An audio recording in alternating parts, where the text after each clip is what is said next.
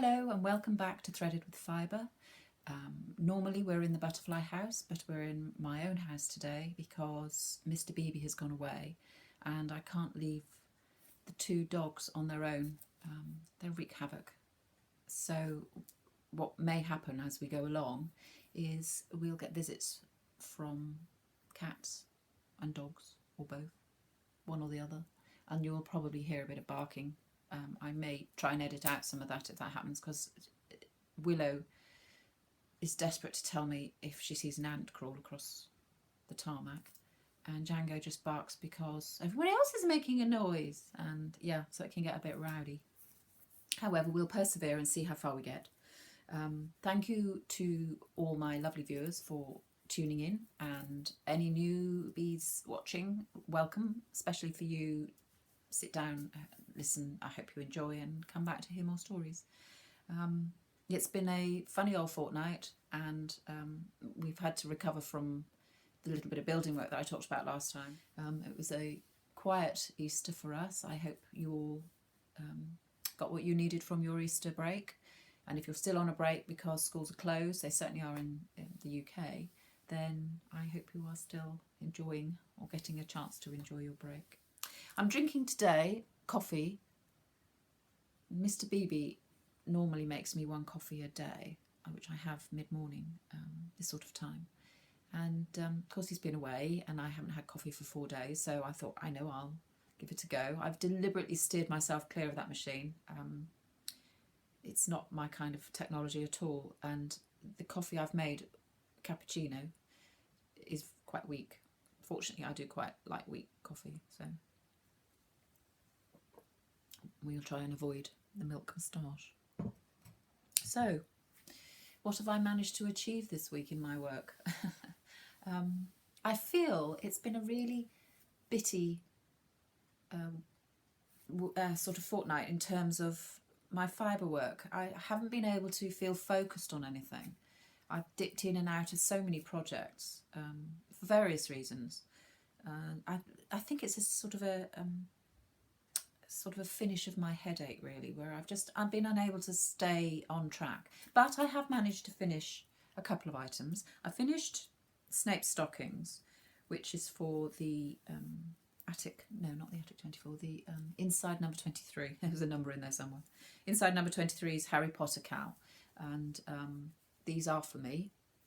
They're also in the boxer socks cowl for KRISTEN's challenge for the year, and like they fit beautifully. I'm really happy with them. Not a difficult knit. I stuck entirely to the pattern, and it's done cuff down the quickest and easiest way. It's got a really nice detail on the heel there. It's usual slip stitch heel, but they've given a nice little stitch detail on there, which I quite like. And as I say, it fits well. There are, of course, 2 of them. My socks, when I make them, my perfect recipe means that the foot size and the cuff size turn out exactly the same. So when I pack them away, they make lovely little lozenges shapes, like little sweeties, quite literally sweet socks. And so when I put them away in my drawer, in my OCD manner, there they go, like perfect little flat shapes. Yeah, so they're finished. Really happy. I have put them in on the cowl. Just made it in time, I think. Excellent. And the other thing I've managed to finish, because I have managed to finish 2 items nonetheless, regardless of my lack of concentration. Do you remember, I hope, the shawl that I was making? And it was a Hochi Locatelli's shawl, downtown, and I had reached the point where I was ready to cast off, and I had all those trailing colour change ends, which I didn't want to thread in because of the tufty ends. So I was going to tackle a I-cord bind off with the hope that it didn't interfere with the integrity of the stretch and the shape during blocking, and would do the job of encasing all those ends instead of having to weave them up. Now, lo and behold, make sure it's the right way around for you, it's a little bit hairy there, it worked. That's the top cast off edge that the pattern asks you to do, and that was it as far as the pattern was concerned. However, that wasn't quite the way I wanted to finish the work, so I took it upon myself to do something different. And you will see along the edge, this is a normal selvage edge which the pattern just calls for to be left. I have attached an I-cord bind off, which inside that little guy are all those loose ends. And so what you've got, when you block it to its absolute maximum stretch. So there is no more stretch left in there whatsoever. But it's enough to keep the shape perfect. There's plenty of fluidity in the shawl itself. Isn't that lovely? And the top edge also is quite firm. The bind off that I did was to, I don't know what it's called, it's probably got a proper name, but basically you knit your first stitch and then you knit your second stitch and cast off, and then you put what's left on your right needle back onto your left needle, and then you knit them again and cast off. So it's like a double cast off thing. Yeah, and it's also stretched to its maximum. But so I've got a perfect sized shape, and it's my full arm span, so that would make it 1 3/4 meters just about. And lovely and loose and fluid in the middle. So the technique worked really well, really happy with it. I would certainly do it again if the circumstances were right for it. I do like an I-cord bind off. I think it's nice and tidy, and it adds a tiny bit of weight to the base of your shawl so that it just hangs nicely, you know, curling up and what have you. So, yep, really pleased. The yarns were cascade. All the details of that are on my project page, which I am slowly trying to catch up. Eva, from the charm of it, said she wanted to stalk me, but I wasn't filling in my project page. So Eva, I have tried really hard to put some stuff in. If I've mentioned things and people say, oh, want to find out about that and I haven't put it on yet, then please, please, please tell me, and I will go back and fill it in. It's a hard thing. It takes away valuable working time in my head, in sort of how I look at it. But actually, it's a really good reference for myself as well as for anybody else who's interested. So I must try and do a bit more on that. So that's the 2 finished objects. Yeah, and now we need to move on to things that I have started to work on. There are 3 things here. 3 things which are either going really well, are successful but slow going, and then we have one on the naughty step because of me. I just can't get on top of it. I'll show you that one last because he's my least friend. The first one I'm going to show you is a pair of socks. Another pair for me. Aren't I greedy? I picked another pattern from Think Outside the Socks. That's the book. I highly recommend this book for people who are a little bit more adventurous or want to take on a challenge. That the pictures make them seem really quite challenging, but actually once you get into it, and particularly if you have been a full-on sock knitter, Nina, I'm thinking of someone like you, they aren't that difficult. And this is the one I've picked. It's called A Tad o' Plaid, and again it's on my Ravelry project page. But isn't that so sweet? I hope that's not too reflective for you. And I like the look of that. And when I read the pattern and broke it down, it calls for 1, 2, 3, 4, 5 different coloured yarns, which, as you can imagine, would be 10 different ends to sew in afterwards, and there isn't any way I'm going to do that. So I picked a yarn that was self-striping, and I picked, what did I pick? It's a yarn that my son, bless him, went out and bought for me for my birthday. He took his father shopping and said, Mum wants yarn, I want to buy Mum yarn. So they went to a sweet little yarn shop in Frome, which is about a 20-25 minute drive away, and he picked a couple of balls of yarn for me. One of which, the Bay Mondial, They're Italian. SHAWL. And it's 25% merino wool, 75% merino wool, 25% polyamide, superwash, all the right ingredients for a perfect sock. And the colourway, which I will take out of the bag, is there. Lovely. We've got some deep, deep purple, a little bit of bluey grey, and then we've got that cream and grey mild effect, and then a cream and red mild effect. So there's some nice strong red in there. So I picked red as a complementary colour for cuffs, heels and toes, which the pattern calls for in one of their choice of 5. And you knit up your sock.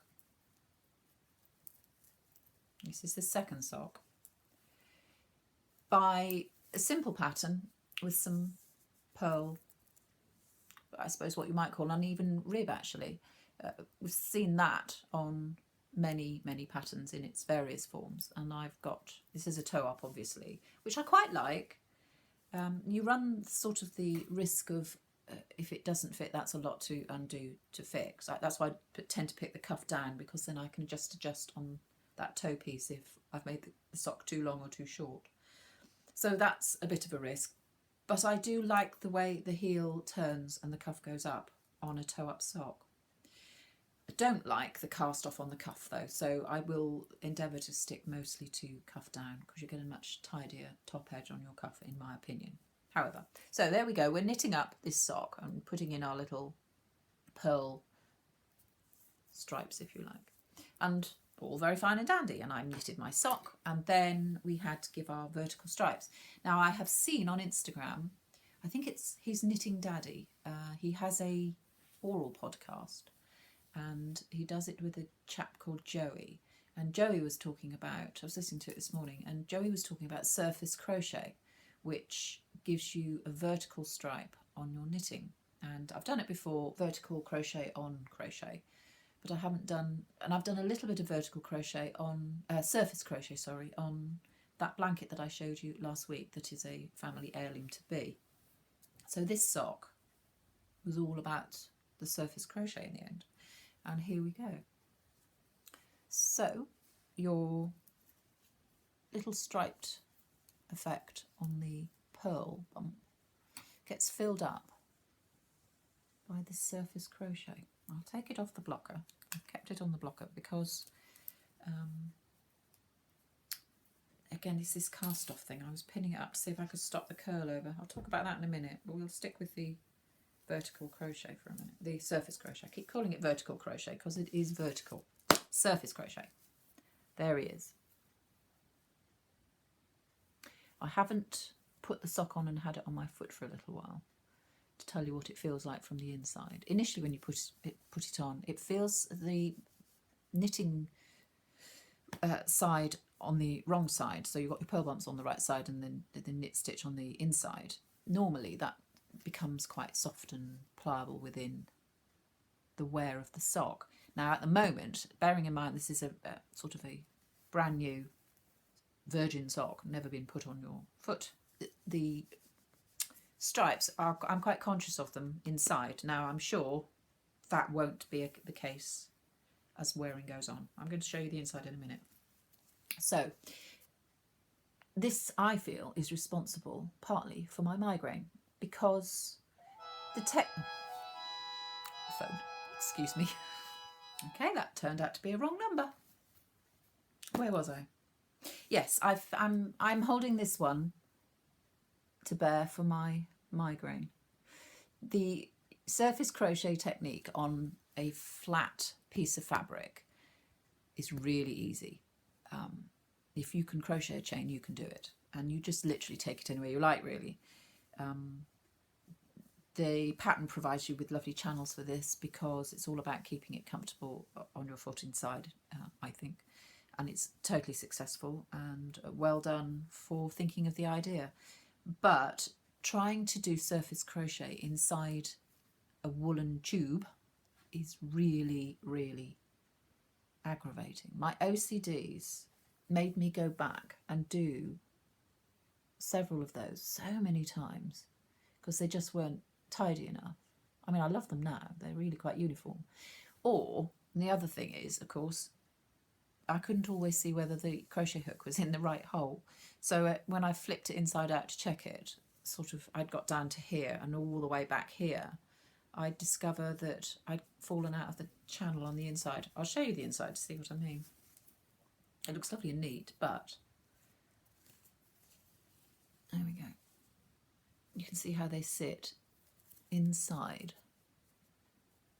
that channel, which is your pearl bump on the other side. And putting my hand in to guide the yarn as I'm pushing my crochet hook through, I just got hotter and hotter and hotter, and I was hunched over and tense about it all because it was slightly annoying me, and I must have put it down about 3 times.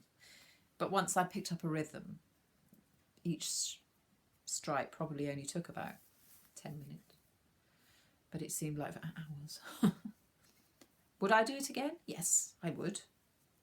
I do like the effect of the plaid, but it would be more plaid-like if there were red stripes running occasionally too, and if I'd thought harder about it, I might have slipped in the odd red band, but I quite like the way it worked out. The red tones in nicely. Now you can see here, this is exactly what I mean about why personally I don't like the toe up, because no matter how much you try, if you don't get a really loose cast off, that binds into your leg, my leg.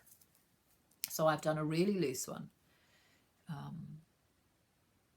very much like the shawl one, but you end up with that frill. You need it for the stretch, but as the sock relaxes back, you have that frill. I don't think you can block it out. You're in this cast off, you literally add an extra space with each stitch, so there isn't any way it's going to pop back in. So there we go. I'm very happy with it. As I say, the main colour was Mondial. The contrast red is the Fable, Drops Fable. Really happy with that. I am using my Addies this time, 2.25. I always use 2.25 mils. The small change I made with this pattern is it's written for a 56 stitch and I like 64. So I added some extra stitches in and just altered slightly where the stripes went. So this gap across the top here is a little bit wider than it would normally be. And when I came to the heel, placing the heel, I fiddled around with it and reduced it on the heel turn a little bit more, and it all came out fine. Really happy. Fits a treat. So there we go, slight modification, but nonetheless it worked well. So that was my sock. Still working on it. Hopefully that'll be finished the next time we meet. My second item that I am knitting on is entirely because my third item nearly made me cry. I'll show you the second one first, if that makes sense. I saw on Instagram Libby Johnson has brought out a new pattern. Has she done another one since? I think this is her latest one. It's the Joss shawl anyway. I can show you a small picture of it, but I didn't print out the front because it's such a waste of ink. But that's a small picture. I picked this because it's a stole shape and not a, well, that's what it looks like in the pattern anyway, and not any kind of triangular shaped shawl. And I wanted to do something in lace. The pattern calls for light fingering, and I have a lot of lace and I haven't worked with lace for a long time. And as we're getting into theoretically the summer, it's not baking hot here, and a stole style shawl around your shoulders in a lace weight yarn is a really lovely treat on a summer's evening, particularly in this country. So that was my aim to achieve, and I think I might get there. I'll show you. So the yarn that I picked, I've had in my stash for a little while. I bought one of them from the Bristol Wool Festival, and I bought the other one online quite a while ago actually. So the first one is called Native Yarns, and this one I got from the Bristol Wool Festival. It is 55% BFL, 45% silk, and colour's called Erica. The string on this ticket is not the colour, so ignore that.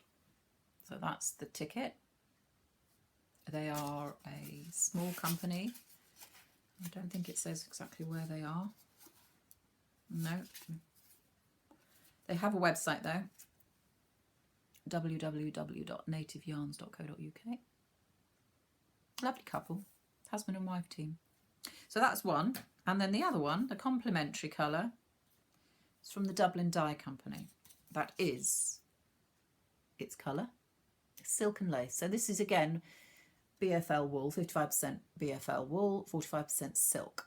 It is slightly finer, only very slightly because you get more meterage. This is 600 metres and this is 800 metres for 100 grams.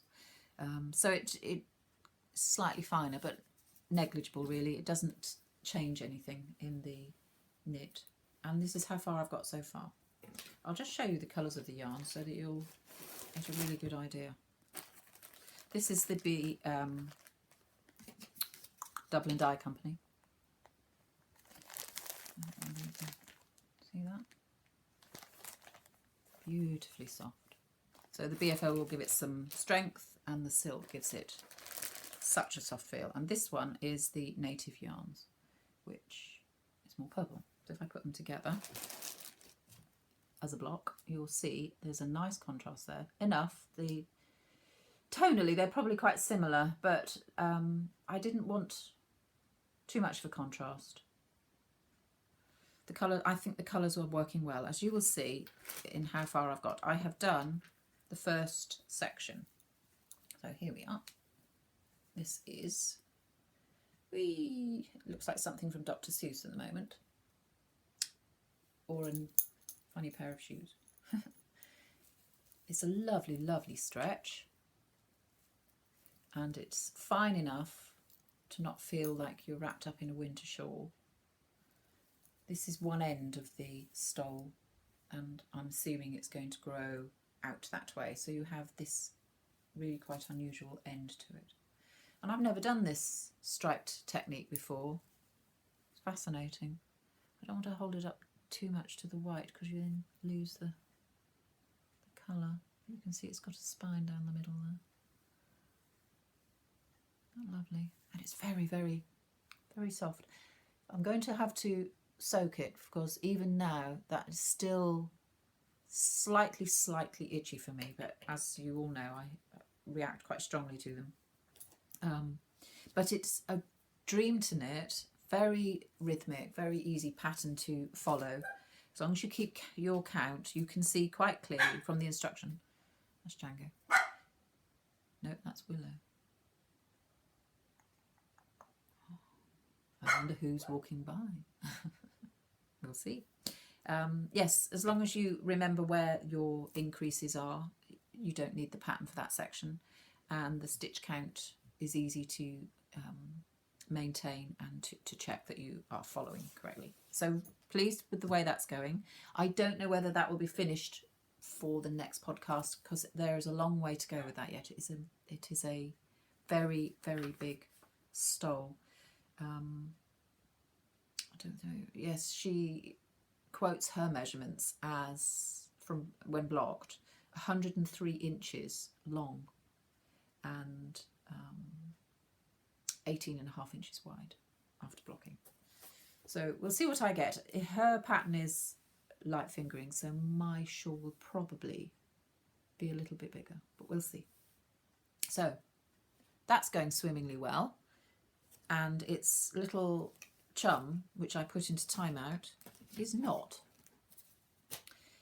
Nothing wrong with the pattern, it's me.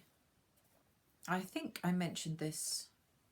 Did I mention? No, I don't think I did. This is a Hohi Locatelli again. What does she call this one? I haven't got the name of this, so I'll put it on the bottom there. And there we go. Really pretty little summer shawl, which I picked originally, for the very reasons that I've just told you why I've picked that other one. In her description, there was a sentence here in her description. Be careful, this dynamite shawl is so sexy and pretty, it may just end up being your favourite go-to cover-up in your wardrobe this summer. And that's exactly what I was looking for. So, what's gone wrong? What is going wrong is I cannot seem to keep account of the lace pattern. I've already done one lace pattern section and it had the added increasing instructions in it. Not a problem, not a single problem. When it comes to the easier bit where you're just working your way up with no increases, just a lot of short rows, can I get this pattern? No, really, really driving me mad. I picked a cotton yarn because I wanted it to be able to wear it without this awful fear of itching again. It's the yarn. Katia Jaipur. It's mercerised cotton and it's a lace weight. And now I've had this for quite some time. I managed to find some really, really, really pretty cotton lace that I was going to use for something completely different. And it was in a sale somewhere. I got it very, very cheap.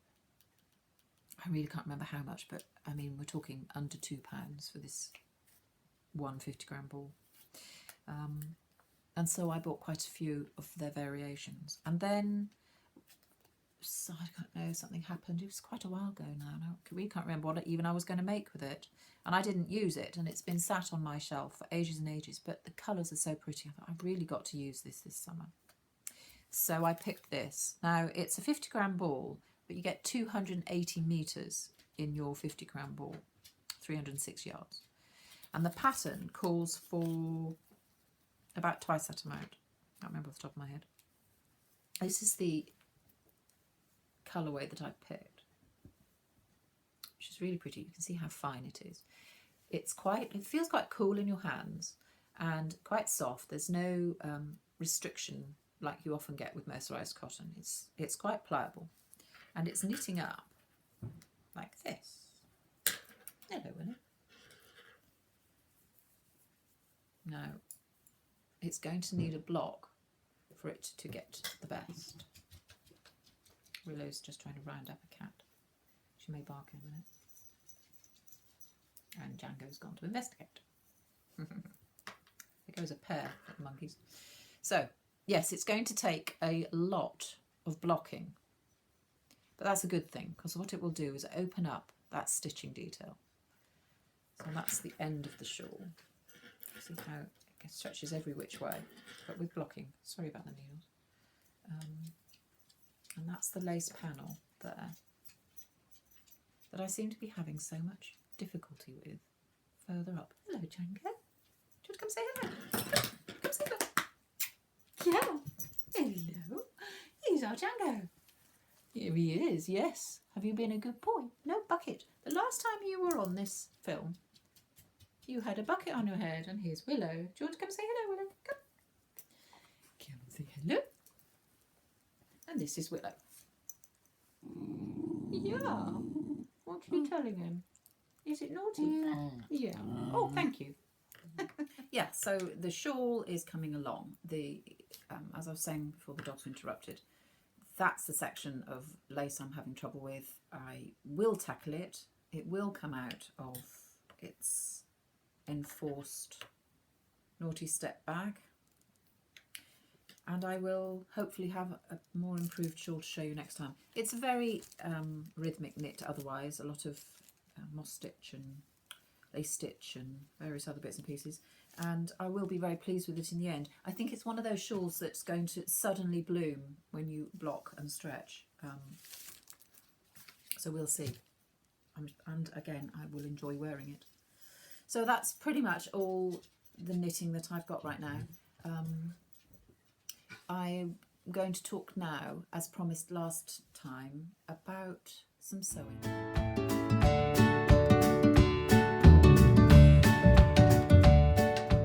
So sewing has been something really quite strong in our family for a number of generations.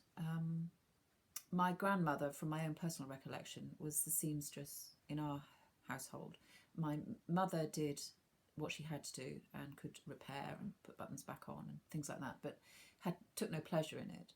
And so, as with a lot of things that run in families, they skip a generation every now and again. And so mother lack of enthusiasm was made up for by my over-enthusiasm on many occasions. My grandmother tried to show me how to sew when I was quite young, and I do remember getting out her what was then very modern Singer sewing machine, the new electric model, and having a go. But I don't like the remoteness of the electric sewing machine. I do like to hand sew, so I don't do much garment sewing. I will show you my dress at the end of this segment, just to show you where it's at. So I will just dip into a few historical items, and these are things that were made, they're period pieces in that they are probably my great-grandmother's, so that would put them in the 20s and 30s. And they were pieces that I discovered from my mother's collection. So they're all quite worn or stained, where she did that weird thing with lavender bags and never airing the fabrics. I talked about that in a previous podcast. So this is a tea tray that is hand embroidered. Now, in those days, they would have either drawn pinprick design and drawn or sewn freehand if they were really confident. And then later on you had iron-on transfers, which I have a bucket load of kicking around somewhere, and one of which is a piece I will show you that I did when I was a child. And I can remember ironing on those transfers. They're so flimsy, and if you don't get them really flat, and the sound as the iron pushed out the paper. And then this was something that I mentioned way back, and I was going to show you and I completely forgot. And this, you can buy these sorts of things as new, and it's a protector for your favourite clothing piece when it's hanging, protects it from dust. So it's a dust protector, I suppose. And this was made for sure by my great-grandmother from scratch. So she's used a very nice linen fabric. She would have cut out the shape, sewn up the seams. I'm just going to have a look at what type of seam she's used. Just a very simple seam, no fancy overlocking or whatever, French seaming. She's bound the edges in a yellow cotton, which I suspect is bias, and I think that's done by machine, looking at that quality of stitching. And then there's this lovely little hand broidered panel across. I'm going to just come back a bit so I can fit the whole thing in. Isn't that pretty? Very spring-like, slightly wonky. It's a little bit higher at this end. That's interesting. And this sits in my kitchen, actually, on display with a few items that I have. And there's chain stitch and satin stitch and running stitch. Look how these hollyhocks are just simple chains. That's that wonderful. Quite heavy stranded cotton there. So that was that piece. And then I found this, which is typical of the 1930s, and this is a tea cosy cover. I suspect that the inner lining is modern. It feels like it, and it doesn't really fit. But it's how I found it in my mother's cupboard. And it's quite washed out where it's been washed and cleaned several times, but it does still have tea stains on it, I'm afraid. All of this is done by hand, because you can buy these items machine scalloped, but this is all by hand, over and over and over, in a really quite heavy blue cotton.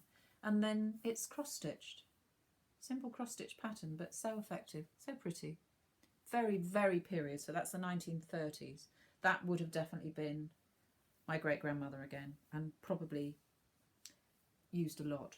This I think, and I don't know its exact history, but piecing together memories, I think it must have been a present to my mother from my grandmother. And I can remember her wearing this. It's a pinny, an apron. Just looking at it. This is what hangs in the kitchen with the other shoulder piece over the top. I can remember as a child interrupting Mum on baking days. She's a very good baker.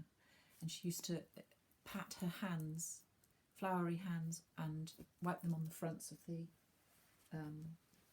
pinny.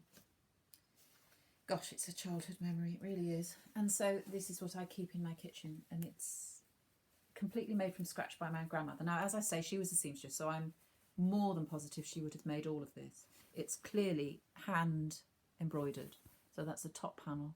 Beautiful work. She was such a good sewer. All of that stuff. That would have been an iron-on transfer.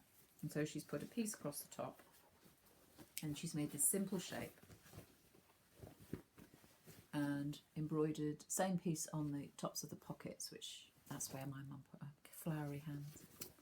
And then along the bottom is the crinoline lady, which is a classic old embroidery pattern, and I am almost positive I have got this as a transfer somewhere. And it was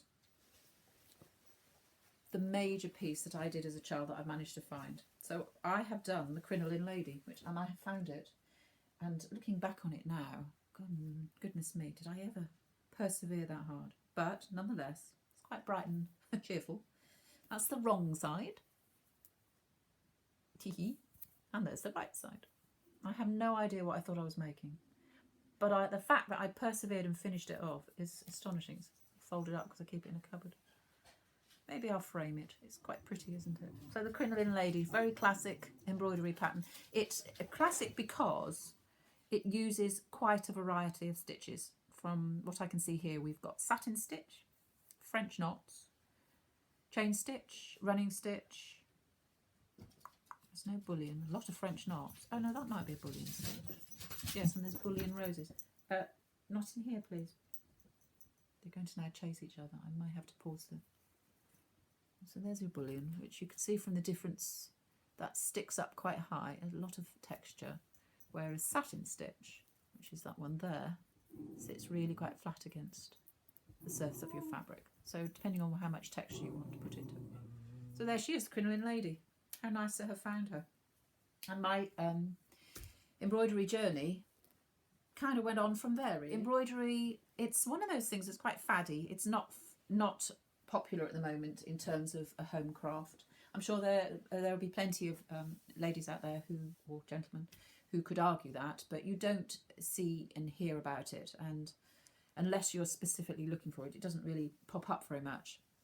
But cross stitch and tapestry do, and I have a couple of tapestries here that I've never done anything with, and the reason why, Dango's just run into the room with a cardboard tube, and Willow's looking quite disgruntled by it. You'll hear him chewing. If that's too much, I'll stop it. Yeah, so I've got a couple of tapestries, and they're cushion covers, and I've done nothing with them. And the reason why is because they were kits that were pre-printed, and I actually don't really like working that way. And so they've just sat there because I'm quite dissatisfied with them, and I don't like the way they off stretch. So what I might do is soak them and see if I can make them a bit more pliable. They're really crunchy.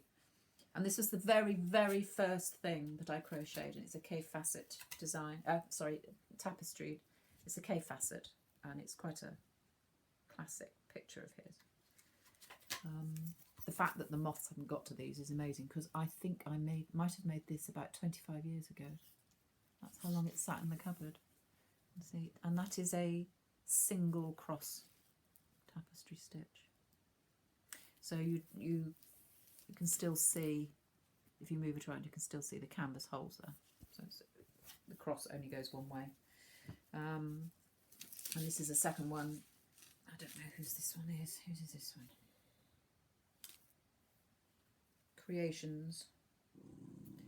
I think this was a present. And it took a little while to complete this one, if I remember rightly. I think I got rather bored with it. As I say, the problem with the printed ones is that you are rather told where to go, and although I like to be quite uniform with the tapestry sewing, I also like to be quite freestyle with it, as you saw when I showed you the very large wisteria hanging that I made some time ago. And this is another style of tapestry, much more geometric. I made it, most of it is single stitched, and I decided that actually it was too thin, so I've started going over it a second time, so it's much denser up here and it should be more hard wearing. I'm going to put it as a seat on a chair, so it needs to take some harder wearing. So that's the tapestry side of sewing and the embroidery side of sewing. And if I bring it right up to date, there's a little bit of cross stitch here, which is where my journey went in the end. That's a piece of cross stitch. I cannot for the life of me remember who made the kit. It was a kit. It came with threads and fabric, Ada fabric, and a stitch chart pattern. It's obviously a Macintosh inspired piece. There's the Macintosh rose at the bottom there. I think it's Charles Rennie. I don't think it's his wife. Pretty sure it's a Charles Rennie Macintosh. That's the back, which is quite tidy for a change. That has to be though, because there's a lot of unworked fabric, and you can see if you run your threads too much. So my sewing direction went more into cross stitch. I've dabbled a little bit in tapestry, but primarily in cross stitch. I'm off camera because I'm stretching over for the current pieces. So this is again another piece in progress. Now I must admit at this point I haven't done cross stitch for a number of years, certainly not since I moved to this house 8 years ago. I'll explain that in a minute. So this is a piece that I found that I have just had languishing. Isn't it pretty though? It's another Rennie Macintosh inspired piece. This is going to be a Macintosh rose at the bottom here, and there'll be a matching one. I can't remember much more about the pattern than that. And that one along with the other Macintosh are to be panels in some home furnishings. Watch this space. And then this is what I mean by free patterning. This is an image that I liked, and so I am tapestrying it. And again, this is quite an old project that just sits and languishes, sadly. It's quite clear what that is. It's hollyhocks and flowers going up, and it's to be a stitched panel.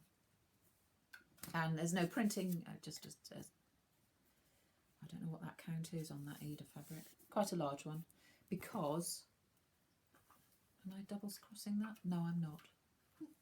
But it's quite a thick tapestry yarn, as you can see. This is the same yarn that I'm using to knit the cushion cover that I showed a couple of episodes ago. Same weight anyway, not obviously the same yarn. So there we go. That's something that may or may never get finished. It may well be one of those projects that get handed down generation to generation. And the reason why I don't cross stitch anymore, or certainly not at the moment anyway, is because in the last 5 years my eyesight's got quite, I would say poor. The focusing is less instant, and if I do small close work I do get quite a bad headache. Now an eye test and good glasses would probably go a long way to helping me with that. These are not prescriptive glasses, they're just magnifying glasses, and they have been sufficient for a number of years, but I have noticed of recent times that I'm struggling to get that focus and maintain it. And so this last piece that I will show you is my favourite piece, and I am determined to finish it because it's done by, it's a picture from my favourite artist, which is Gustav Klimt, and it's called The Kiss. It's a famous piece, and I really, really want to finish it. So I'm just going to stretch over and get it. It's quite big. I hope it will fit in frame. And it's on black, and it is so difficult to do. Right, you're going to lose me behind this picture. So there we go. It is coming on beautifully. Actually, it looks really, really lovely on screen. And there is, I'm coming up here. This is an interesting experience. Here we are. This is beads on the surface. So in her hair, where her flowers are painted, it's shown as beading. And there's silver and gold thread, which is a real mare to sew with. Honestly, it really is. There are two qualities of silver, of metallic thread here, and the gold is a better quality and stands up to the stitching. But the silver is just a nightmare to work with.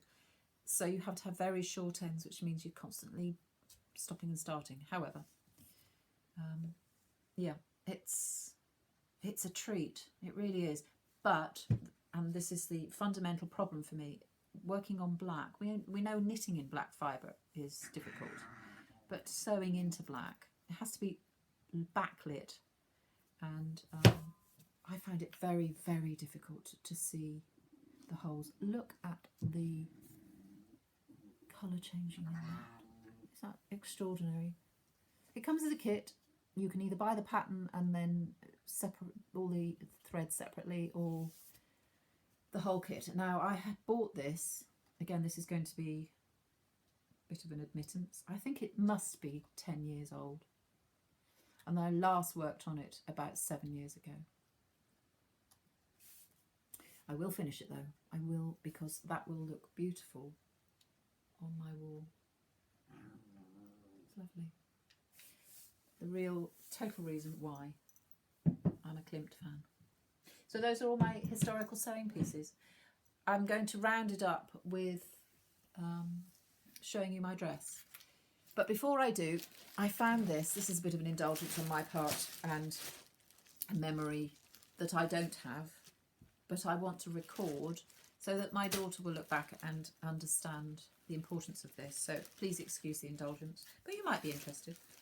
I found when I was clearing out my mother's house some christening robes, and I can only assume they were hers, which were then put on to certainly myself and my sister, elder sister. I don't think it would have been my younger sister. It's possible.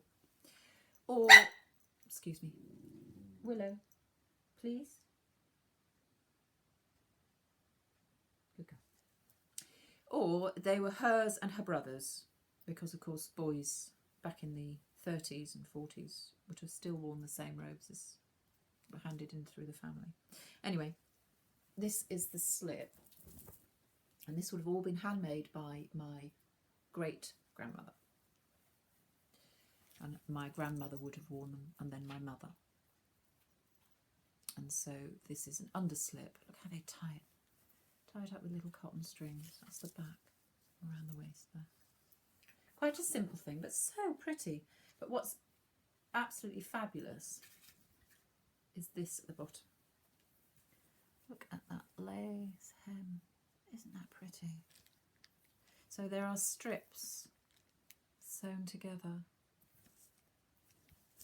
That's probably an early machine lace, this finer one. And then these panels here would have been handmade.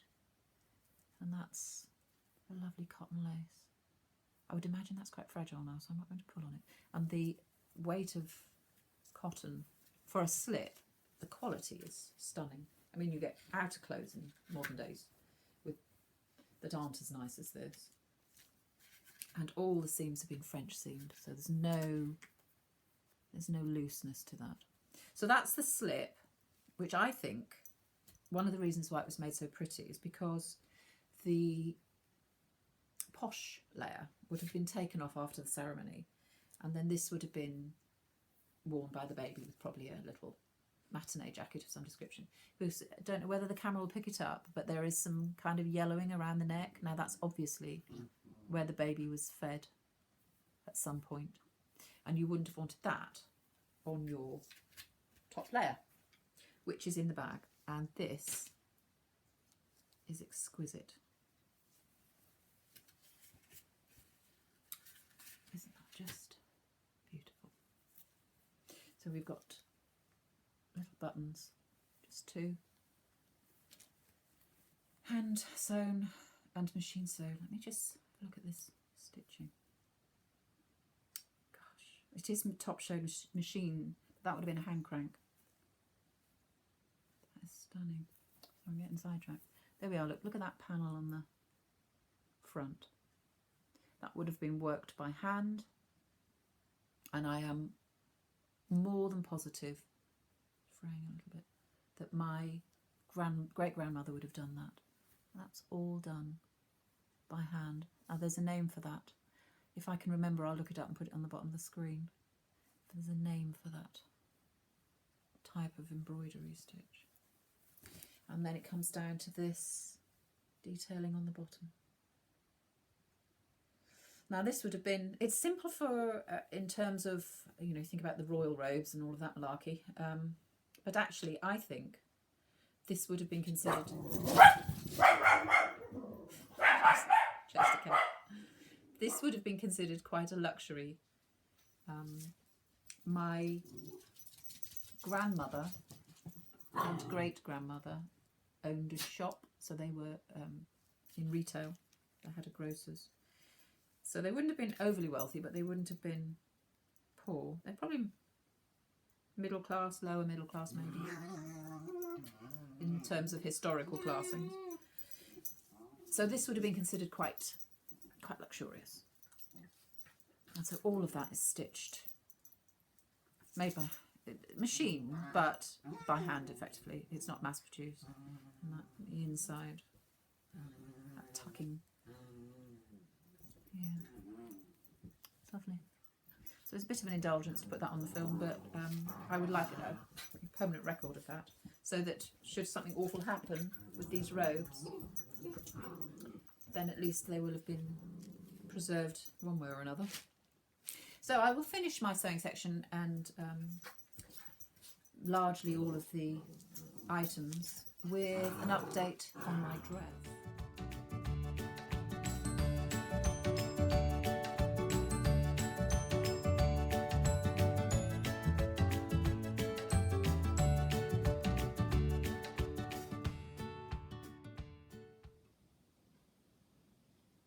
So this is the sweet little dress. Sometimes sweet, sometimes not quite so sweet. The hold up has been the hem. It's far more complicated than I anticipated, simply in terms of making sure all the lengths come out right. So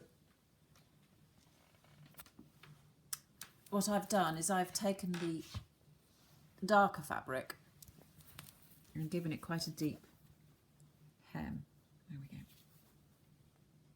That's hand stitched hem. That's a 2-inch turn up. I had plenty of length on the frock.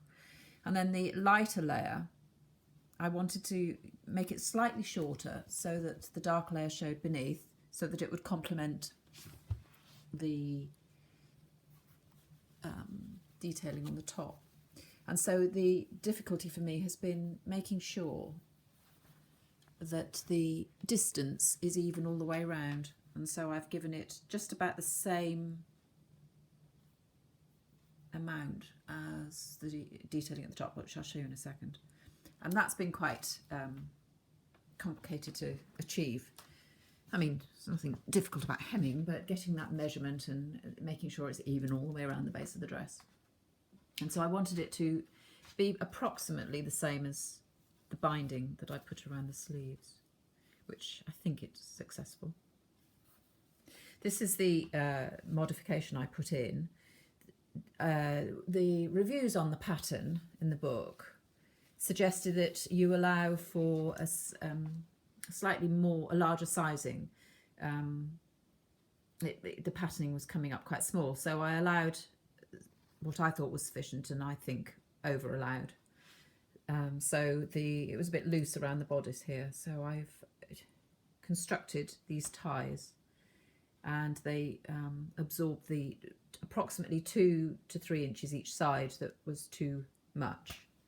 That's tied on that side, and then it's not tied on this side. So you can see the smooth panelled on the side. You gather up on the front, not equally on the back.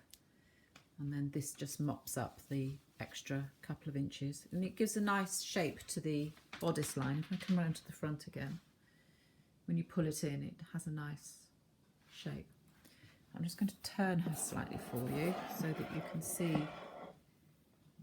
some of the detailing. So the top stitch is a flower stitch pattern which shows nicely on that side and that side. That's the binding that I made. And then on this side I've added beads into the centres of each of the flowers. Let's come in a little closer. Is it going to focus? Probably not. No. And each bead has been placed. It's got last few down the front here. So you thread it on the cotton, and then the needle has to run in between this layer and that layer, so it runs down from flower to flower, pops back up, new bead in, and so on, all the way down. That's been quite killing on my thumbs. I think I mentioned that before. But it's worth the effort because it just gives enough detail without being over decorative. Just enough there. A little bit of structure. And that will fall just as an open V there. That was the complicated join that I'm not sure I can show you too well with one hand, but you had to stitch through without actually stitching it together so that it was together but apart, if that makes any sense at all. And I feel quite pleased with myself, if I'm honest. It remains to be seen just how well fitting it is. Having the ties on the side give me that chance to pull in a nice shape. I will always wear something under it anyway because it does have quite deep armholes, and the pattern calls for sleeves, which I wasn't prepared to tackle as it's a reversible dress, because of course I have my lovely jade green dress and then I have my darker dress on the inside. So two for the price of one. And that is the final sewing project to show you. So I'll finish off today with a Did You Know? And there has been a little bit of talk here and there that I've just picked up through Instagram mostly and Facebook on a kind of a general feeling of negativity about anything that isn't pure wool, whatever the fibre might be. I've worked with many different types of fibre and enjoy trying to do something different with fibres. I don't think there are, or certainly shouldn't be rules, and rules are made for breaking where appropriate. So I quite like to manipulate fibres to challenge them and give a different expectation. So something I might make, for instance, my engineered seam sweater, which I'm doing in a very drapey cotton, doesn't suggest cotton at all, and cotton with short rows is challenging. But what I will end up with is a wearable garment. It may not be what the pattern expected to come out like. But it's about looking at fibres in different ways. And the negativity has been attached to primarily acrylic, which is a bit of a shame because acrylic, when it first came out, I happily admit that squeaky acrylic, when it was all you could get, didn't make for the nicest wear. And I can remember wearing as a child and have since looked at knitted items for when I was a baby made out of acrylic, and although they'll probably survive in terms of breaking down, they'll survive the world because acrylic will last forever. But it's come a long, long way, and the snob value to wool has definitely done a disservice to acrylic as a yarn. So some did you knows about acrylic, which may go some way towards opening up your mind, not changing it. I'm not out for changing people's mind. So it's a synthetic polymer. entirely out of a test tube effectively. But it's soft, lightweight, springy and warm, and it's machine washable. Now all of those things are relatively new to acrylic as a choice, but for instance a yarn like Stylecraft acrylic, when you make it up, some of the blankets that I showed you last time were acrylic, 100% acrylic, but as a product, a blanket which sits and gets used and has dogs and cats and children, sticky fingers and the odd glass of wine, blah blah blah, you want to be able to wash it up and hope that it comes back, springs back to where it started. And for me, acrylic does that. It's generally considered to be non-allergenic.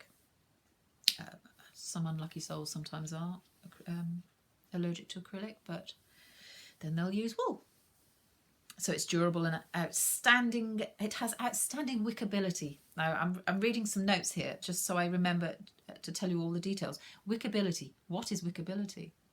And it is it's the way a fibre works to pull moisture away effectively from your skin. If it's something that you wear, or it might be any item of home furnishing. And wickability is where it draws the moisture into itself, so that you don't carry the sweat on your skin, it pulls it away. And acrylics, good acrylics obviously, have an outstanding wickability. They're resilient to moths or oils, and they suffer from, I'm just sorry, I do apologise, but the dog is digging in the garden. It's just caught my eye. Ooh, squirrel. Yes, so it doesn't degrade in sunlight. And they're all good reasons to consider acrylic, particularly home furnishings, I would say, with its hard wearing and washing benefits. Give acrylic a chance. So a good fibre in the right place. Now another fibre that I would recommend trying as something different is bamboo. And it's a grass. We find it in fabric now and yarn. And I have used bamboo fibres in my knitting. It has a tendency to split, the yarns. The plying is quite loose because of course it doesn't have that the hooks to mesh into it and with each other. But nonetheless, a beautifully drapey fabric that you achieve. I made, if you remember, I made a test knit on a hat using a bamboo fibre. It has natural wickability too, and one of the great things about bamboo to consider is it's highly sustainable. You don't need pesticides to use pesticides because it is a virulent grower. We all know when we've popped bamboo in our garden because we like the sound of it, that suddenly 2 years later bamboo everywhere popping up. So it thrives and grows beautifully, so a great resource. And the last one that again gets a little bit of bad press in terms of the mechanics of using it is cotton. A lot of people talk about how cotton tires their hands and it doesn't feel like a woolen fibre, which of course it doesn't, and it's not trying to either. It grows from the seeds of the cotton plant, and it is in fact the world's most popular fibre, primarily because it's used in fabrics, of course, but more and more people are choosing a cotton mix usually. It's become a very popular choice. Again, excellent wickability on that one. And in fact, cotton can absorb more than 24 times its own weight in water. So it makes a perfect fibre for things like thermal underwear. It's often cotton because it can absorb fibre. But what it also does is it releases it, so its breathability is a great asset. And as a last note on cotton, which is fascinating to me, as I say, it can absorb 24 times its own weight, but it's actually stronger wet than dry, which I find fascinating. And so that finishes my podcast for this time. Thank you so much for subscribing. I thoroughly enjoy sharing my stories. my Instagram followers have increased slowly but steadily, and my subscribers are almost running parallel with it. And so I thank you from the bottom of my heart, and I hope to see you soon to enjoy more stories threaded with fibre.